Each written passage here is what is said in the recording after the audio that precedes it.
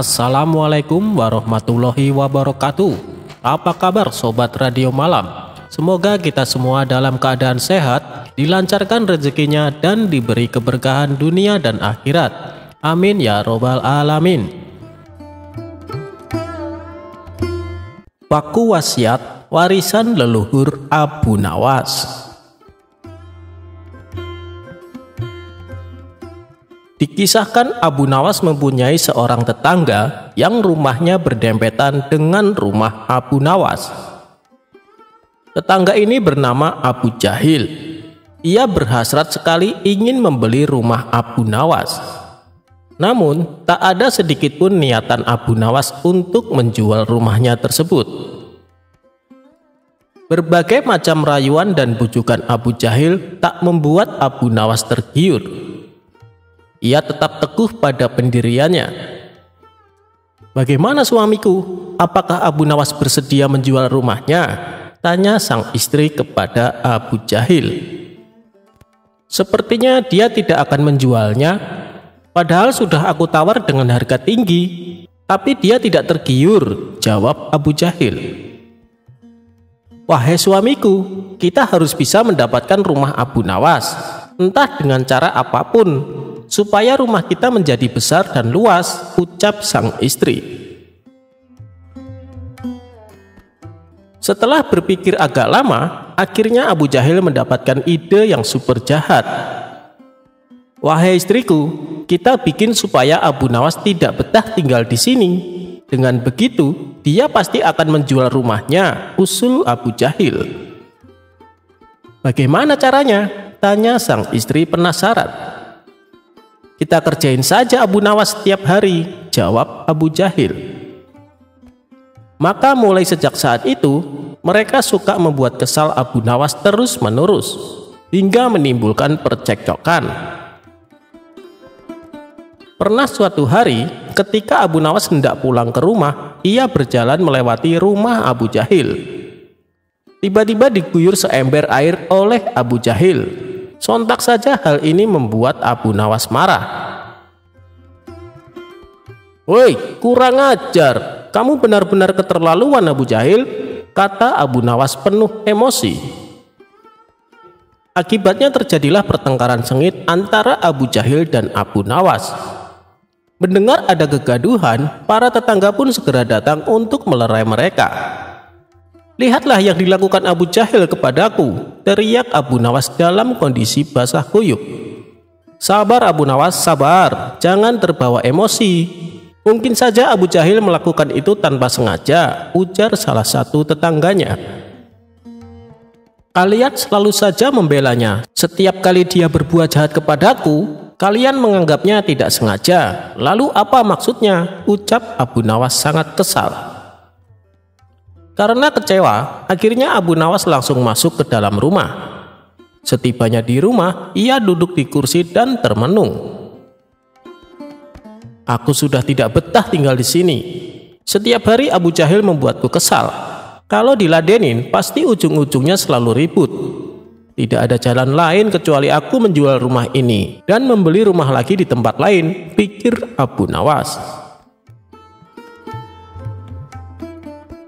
Di hari berikutnya, Abu Nawas mengumumkan kepada para tetangga dan kawan-kawannya bahwa dia berniat menjual rumah dan menjauh dari tetangganya itu.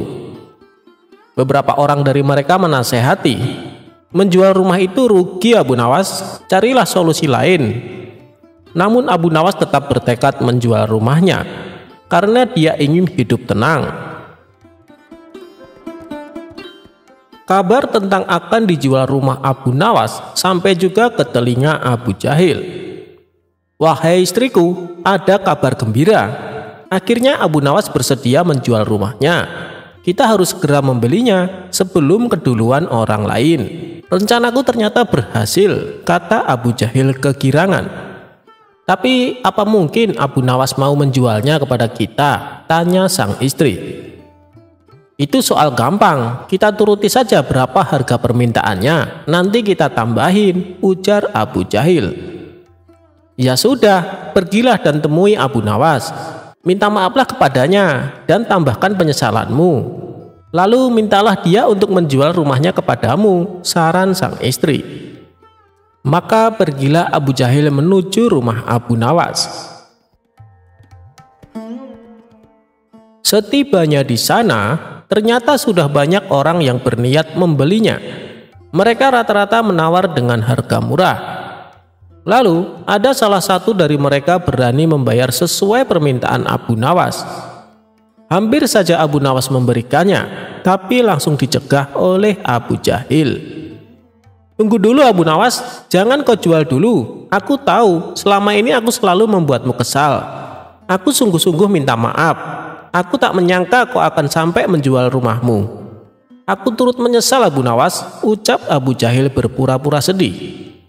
Bila engkau berkenan menjual rumahmu kepadaku, aku akan membelinya sesuai harga permintaanmu, rayu Abu Jahil. Sejenak Abu Nawas terdiam. Tapi aku akan menjualnya dengan harga mahal Abu Jahil, ujar Abu Nawas. Sudah, katakan saja kepadaku Abu Nawas, berapa harga yang kau minta, aku akan menambahinya, balas Abu Jahil. Baiklah, aku akan menjualnya kepadamu, tapi ada syaratnya, ucap Abu Nawas. Utarakan saja kepadaku apa syaratnya, tanya Abu Jahil. Jadi begini, di rumahku ini ada sebuah paku wasiat yang sangat berharga.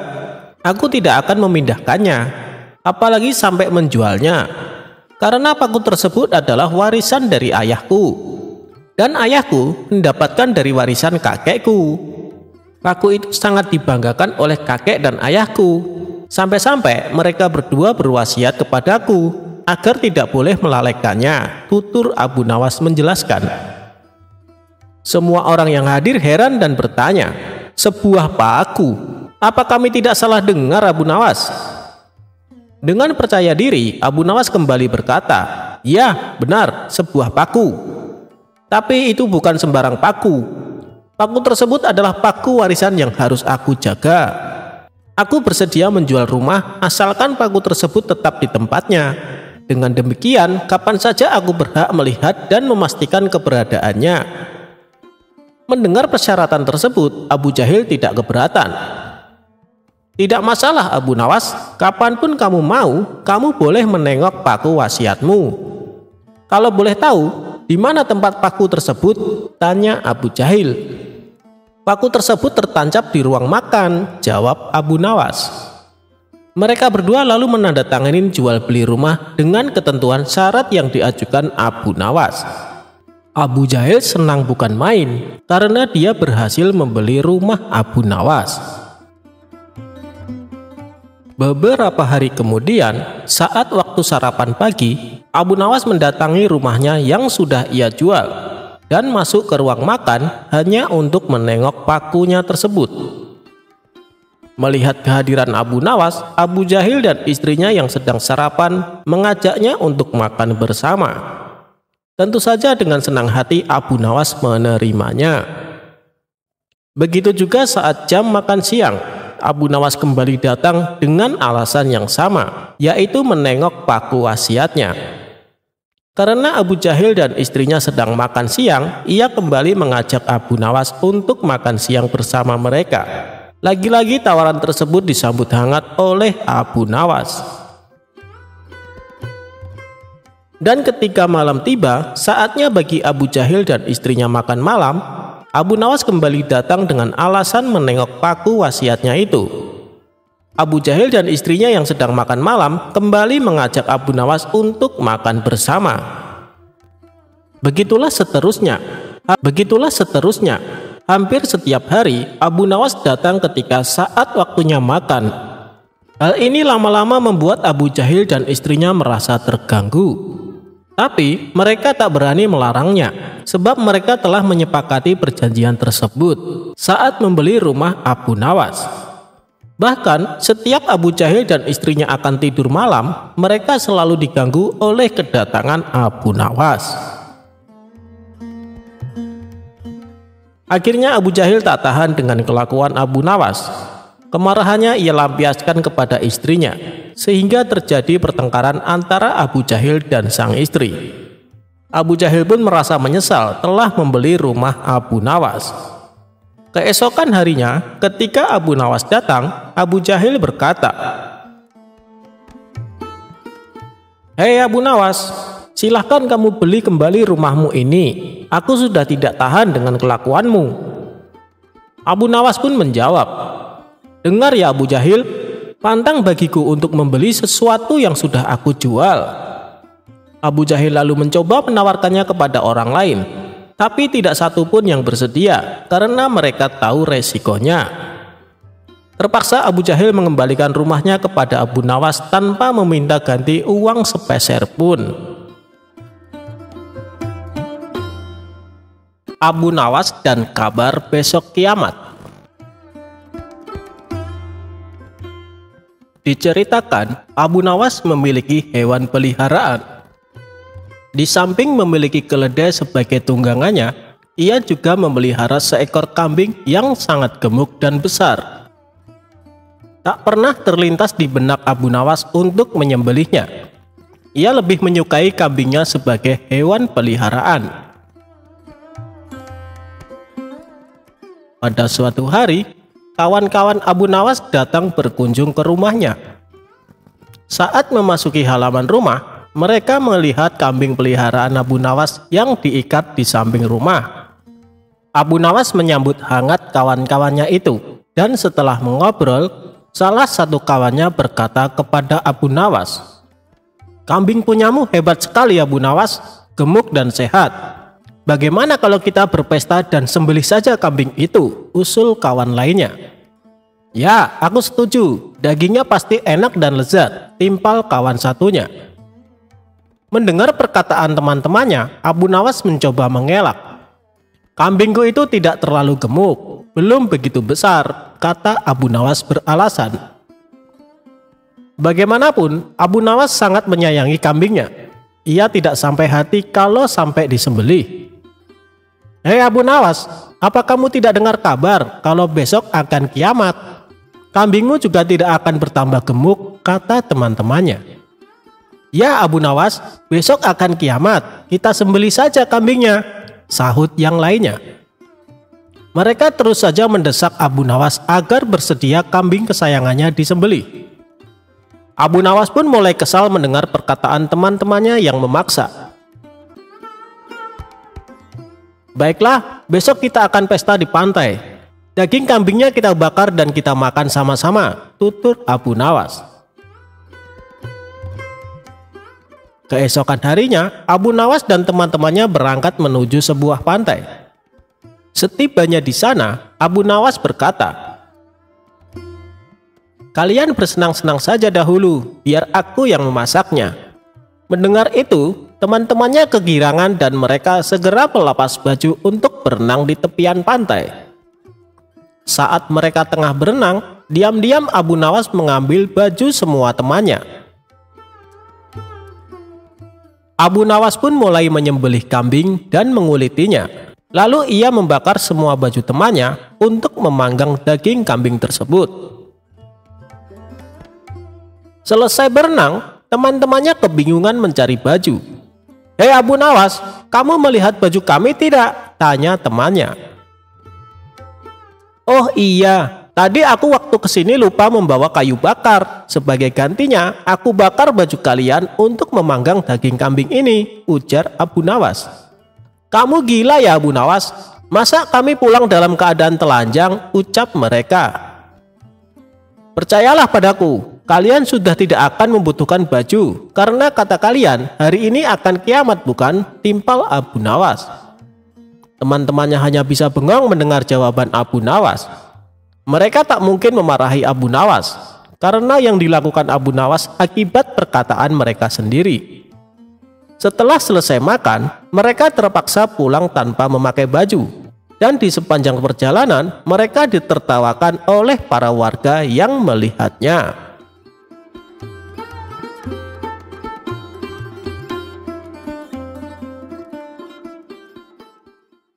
Abu Nawas mencari jarum yang hilang.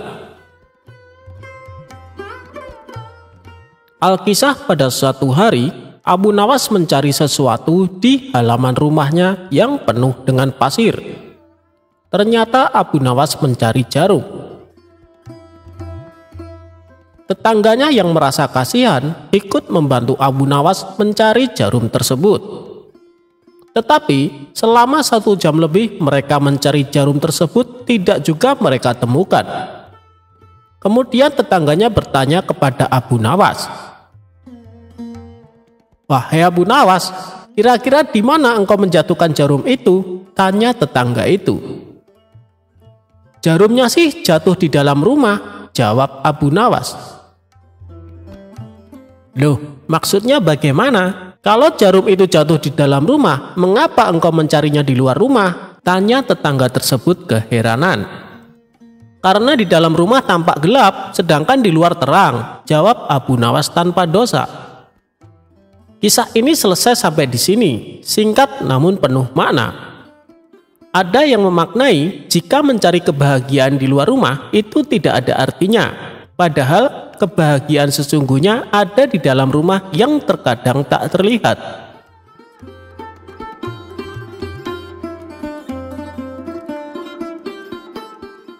Abu Nawas menipu malaikat untuk menghindari pertanyaan kubur.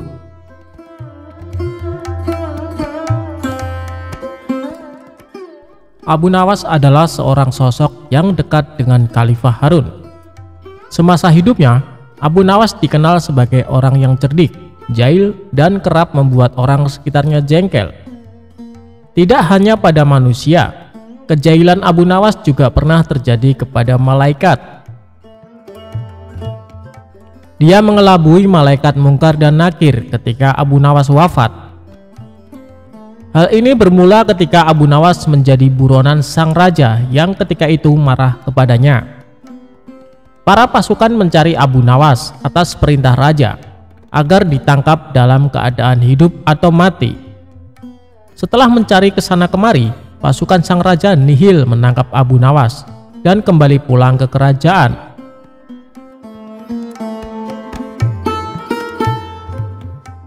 Mengetahui pencariannya berakhir, Abu Nawas pulang ke rumahnya untuk kemudian sholat 2 rakaat.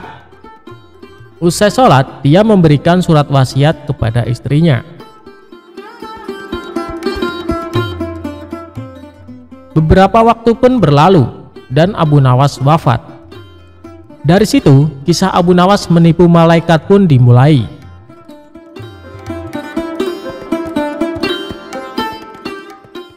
Sebelum wafat, Abu Nawas memberikan wasiat agar istrinya mengkafaninya. Alih-alih memintanya dengan yang baru, dia minta agar ketika wafat dipakaikan kain kafan usang, jelek atau lusuh. Kain kafan tersebut seolah-olah seperti kain kafan orang yang sudah lama meninggal. Berdasarkan kisah yang sudah turun-menurun, diceritakan kalau Abu Nawas pun sudah berada di alam kubur. Namun, kebingungan melanda malaikat Mungkar dan Nakir. Tugas malaikat tersebut adalah menanyakan atau menguji keyakinan orang yang sudah meninggal. Mereka bingung karena arwah tersebut menggunakan kain kafan kotor dan lusuh, tidak seperti orang yang baru meninggal. Kedua malaikat itu pun berdebat, apakah orang tersebut merupakan penghuni lama atau baru di alam kubur. Setelah berdebat panjang, kedua malaikat bersepakat untuk menanyakan keimanan arwah tersebut. "Man Robbuka?" atau "Siapa Tuhanmu?" tanya malaikat Mungkar. Mendengar pertanyaan itu, Abu Nawas sedikit ketakutan dan hening sesaat untuk kemudian menjawab pertanyaan malaikat. "Wahai malaikat, tidakkah kau tahu bahwa kain kafanku ini sudah lama? Bukan orang yang baru meninggal dunia," jawabnya. Mendengar jawaban itu, malaikat makin dibuat bingung dan terdiam. Mereka bingung dengan penampilan Abu Nawas yang lusuh, namun kondisi kuburannya masih terlihat baru. Perdebatan pun kembali terjadi sambil pandangannya tak lepas dari Abu Nawas. Pada akhirnya, malaikat mendapat suatu keputusan. Malaikat memutuskan kalau Abu Nawas adalah penghuni lama dan tidak menanyakan lebih lanjut. Kedua malaikat itu lantas pergi dan berpindah ke kuburan lain dan bertanya-tanya apakah mereka sedang dijahili. Konon, kisah Abu Nawas mengelabui malaikat itu meniru Umar bin Khattab yang dikisahkan berani membentak malaikat mungkar dan nangkir.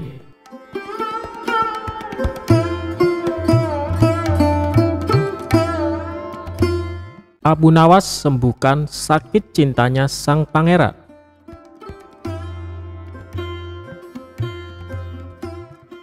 Dikisahkan, pangeran yang menjadi putra mahkota jatuh sakit. Sudah banyak tabib yang didatangkan untuk memeriksa dan mengobati, tapi tak seorang pun yang mampu menyembuhkannya. Akhirnya raja mengadakan sayembara. Sayembara tersebut boleh diikuti oleh rakyat dari semua lapisan, tidak terkecuali oleh para penduduk negeri tetangga.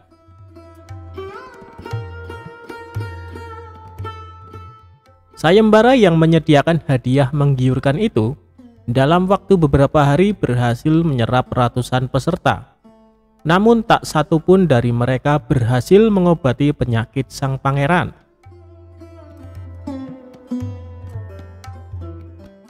Akhirnya sebagai sahabat dekat, Abu Nawas menawarkan jasa menolong putra mahkota.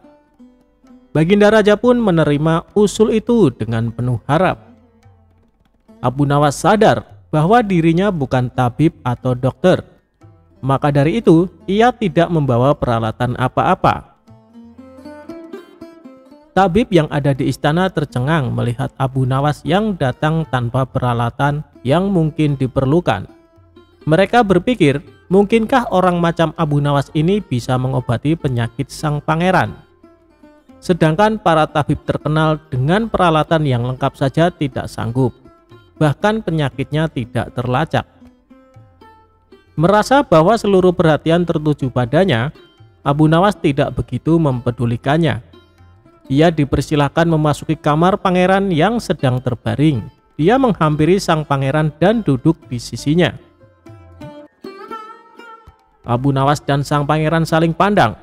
Beberapa saat kemudian setelah memeriksa keadaan pangeran, Abu Nawas malah meminta permintaan yang aneh. Ia berkata, "Saya membutuhkan seorang pria tua yang di masa mudanya sering mengembara ke pelosok negeri." Permintaannya pun dikabulkan oleh kerajaan. Orang tua yang diinginkan Abu Nawas didatangkan. Orang tua itu duduk di sebelah Abu Nawas untuk memenuhi permintaannya. "Sebutkan satu persatu nama-nama desa di daerah selatan," perintah Abu Nawas kepada orang tua itu. Ketika orang tua itu menyebutkan nama-nama desa di bagian selatan, Abu Nawas menempelkan telinganya ke dada sang pangeran.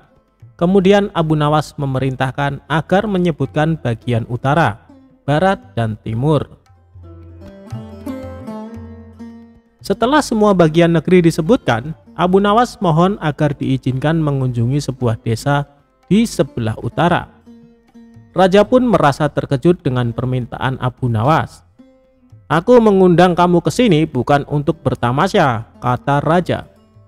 "Hamba tidak bermaksud berlibur yang mulia," jawab Abu Nawas. "Tetapi aku belum paham," sahut raja. "Maafkan hamba paduka yang mulia. Kurang bijaksana rasanya bila hamba jelaskan sekarang," jelas Abu Nawas. Abu Nawas pun pergi selama 2 hari. Saat kembali dari desa itu, ia menemui sang pangeran dan membisikkan sesuatu. Kemudian menempelkan telinganya ke dada sang pangeran. Lalu Abu Nawas menghadap raja. "Apakah yang mulia masih menginginkan sang pangeran tetap hidup?" tanya Abu Nawas. "Apa maksud perkataanmu?" raja balas bertanya. "Sang pangeran sedang jatuh cinta pada seorang gadis di desa sebelah utara negeri ini," kata Abu Nawas menjelaskan. "Bagaimana kau tahu?" tanya raja.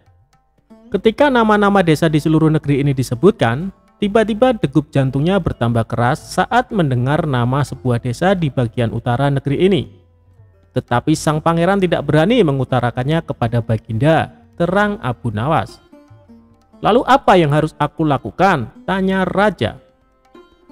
mengawinkan pangeran dengan gadis desa itu, sebab cinta itu buta, wahai raja. Bila tidak berusaha mengobati, maka ia akan mati. Rupanya saran Abu Nawas tidak bisa ditolak. Sang pangeran adalah putra satu-satunya yang merupakan pewaris tunggal kerajaan. Dan Abu Nawas benar. Begitu mendengar persetujuan sang raja, setelah dikawinkan dengan gadis desa tersebut, sang pangeran berangsur-angsur pulih. Sebagai tanda terima kasih, raja memberi Abu Nawas sebuah cincin permata yang sangat indah.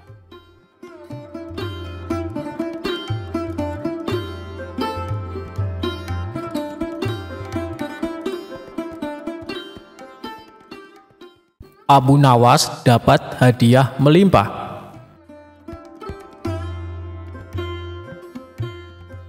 Cerita lucu Abu Nawas kali ini bermula ketika suatu hari Baginda Raja memerintahkan semua menteri untuk berkumpul di istana. Setelah semua bawahannya itu berkumpul, Baginda Raja lalu menyampaikan maksudnya. Kalian semua aku undang ke sini karena ada beberapa hal yang ingin aku sampaikan. Yang pertama, aku ucapkan terima kasih kepada kalian karena selama ini kalian telah bekerja keras ikut membantu mengurus negeri yang kita cintai ini, kata Baginda Raja. Dan yang kedua, hari ini adalah hari jadi negeri kita. Jadi sebagai rasa terima kasihku, kalian semua akan mendapat hadiah lanjutnya. Mendengar hal itu, para menteri bersorak kegirangan. Terima kasih Paduka yang mulia, kata salah seorang menteri. Di tengah suasana penuh kegembiraan, tiba-tiba salah satu menteri bertanya, Paduka yang mulia, bukankah Abu Nawas juga sering membantu menangani masalah yang ada di negeri kita ini? Dia juga sering menghibur Paduka yang mulia, tapi kenapa dia tidak diundang? Seketika Baginda Raja tersadar bahwa dirinya hampir saja melupakan seseorang yang sangat dikagumi akan kecerdikannya. Terima kasih wahai menteriku, kau telah mengingatkanku, balas Baginda Raja. Kemudian ia memerintahkan beberapa pengawal segera memanggil Abu Nawas. Tidak berapa lama, datanglah Abu Nawas ke istana menghadap Baginda Raja. Sesaat Abu Nawas sempat terkejut karena yang terlihat tidak seperti biasanya. Seluruh menteri istana berkumpul tanpa ada satupun yang absen. Ampun Paduka yang mulia, ada gerangan apa Paduka memanggil hamba? Sepertinya ada masalah yang serius, tanya Abu Nawas. Tidak ada masalah apa-apa Abu Nawas, justru ini adalah hari yang penuh kebahagiaan, balas Baginda Raja. Alhamdulillah kalau begitu. Tapi ada tujuan apa hamba dan semua menteri istana diperintahkan menghadap Paduka? Tanya Abu Nawas lagi. Baginda Raja lalu memberitahu akan memberikan hadiah kepada semua menteri, termasuk Abu Nawas. Hadiah yang akan dibagikan tersebut sebagai wujud terima kasih kepada orang-orang yang telah berjasa ikut andil mengurus negeri dan rakyat. Kemudian Baginda Raja mengajak Abu Nawas dan semua menteri memasuki ruangan besar yang penuh perhiasan emas. Saat ini kuhadiahkan kepada kalian sebuah kebebasan sampai waktu yang telah aku tentukan. Silahkan peganglah apa yang besar yang ada di dalam ruangan ini. Dan apa yang berhasil kalian pegang akan menjadi milik kalian, teriak Baginda Raja. Spontan para menteri berhamburan mencari sesuatu yang disenangi. Masing-masing berebut menyentuh perhiasan paling besar agar bisa menjadi miliknya. Sedangkan Abu Nawas sendiri hanya terdiam. Ia sama sekali tidak ikut memperebutkan hadiah. Abu Nawas tetap berdiri di samping Baginda Raja. Melihat hal itu, Baginda Raja menjadi heran. Hei Abu Nawas, kenapa diam saja? Kau tidak butuh hadiah emas? Tanya Baginda Raja. Ditanya seperti itu, Abu Nawas justru cengengesan sambil terus menatap Baginda Raja. Tanpa diduga, dari belakang Abu Nawas memeluk Baginda Raja sangat erat. Hei Abu Nawas, apa-apaan ini? Apa yang kau lakukan? Teriak Baginda Raja kesakitan. Baginda Raja berusaha berontak, namun Abu Nawas makin erat memeluknya hingga tidak berdaya melakukan sesuatu. "Abu Nawas, kau sudah gila ya? Lepaskan aku!" teriak Baginda Raja lagi. Kali ini Baginda Raja berontak sekuat tenaga dan akhirnya Abu Nawas terpental jatuh. Ketika Abu Nawas hendak berdiri dan beranjak, Baginda Raja mengumumkan bahwa waktu yang ditentukan telah habis. Dari seluruh menteri terlihat masing-masing memegang beberapa perhiasan emas yang berhasil didapatkan. "Emas yang ada di tangan kalian sepenuhnya adalah milik kalian. Silahkan dibawa pulang," kata Baginda Raja. Maka satu persatu menteri mohon diri pamit pulang. Begitu juga dengan Abu Nawas, ia mohon pamit kepada Baginda Raja. "Tunggu Abu Nawas, jangan pulang dulu. Aku masih ada urusan dengan kau," ucap Baginda Raja. Baginda Raja lalu menanyakan kepada Abu Nawas perihal tingkah anehnya yang tiba-tiba memeluk dirinya. "Maaf Paduka yang mulia, semua menteri Paduka adalah orang-orang bodoh. Mereka lebih memilih beberapa harta Paduka. Padahal jika mereka memilih Paduka, niscaya mereka akan memiliki semua harta itu," ucap Abu Nawas. "Aku melihat semua harta Paduka sangat aku sukai, hingga rasanya sayang sekali jika aku hanya memilih salah satunya. Maka aku memeluk Paduka yang mulia, agar Paduka menjadi milikku dan aku bisa memiliki semuanya," imbuhnya menjelaskan. "Maksudmu bagaimana Abu Nawas?" tanya Baginda Raja kebingungan. "Begini Paduka yang mulia, kebanyakan manusia bodoh di dunia ini lebih memilih harta dunia ketimbang pemilik sejatinya, yaitu Allah Subhanahu wa Ta'ala. Banyak manusia berlomba-lomba hanya untuk mendapatkan sebagian kecilnya saja. Padahal kalau dia mau memilih dan memiliki Allah, niscaya bukan hanya semua yang ada di muka bumi ini yang akan menjadi miliknya, melainkan Allah pun akan menjadi miliknya. Jika Allah telah menjadi miliknya, semuanya akan ia dapatkan. Itulah alasan saya kenapa hamba memeluk Paduka. Dengan begitu, hamba telah memiliki Paduka. Jadi semua yang Paduka miliki kini menjadi milikku juga, termasuk istana dan harta seisinya," papar Abu Nawas sambil cengengesan. "Kamu memang cerdik Abu Nawas," puji Baginda Raja. Maka sebagai hadiahnya, Baginda Raja mempersilahkan Abu Nawas untuk memilih sendiri. Ia mempersilahkan Abu Nawas mengambil hadiah sebanyak yang diinginkan. Akhirnya, tanpa bersusah payah, Abu Nawas bisa mendapatkan hadiah emas yang lebih banyak daripada menteri-menteri istana.